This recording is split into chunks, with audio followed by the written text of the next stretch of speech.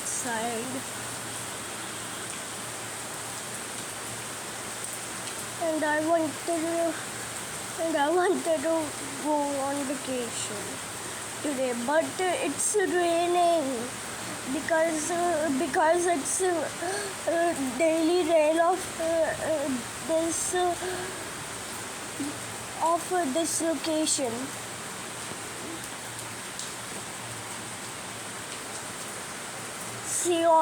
See the raindrops. Guys, yesterday, you know what happened? The whole road was covered in water. Yesterday, I was going to school and I saw everything. And even the other sides road got covered with water. So all the water came into my transport of the school, but the cab stopped and it wasn't working. So we gone to a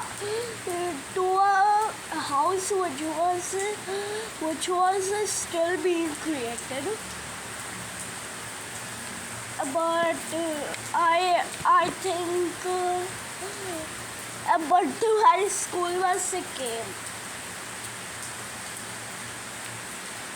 So I arrived to school. So guys, will it happen again? Comment down below. If it happens again,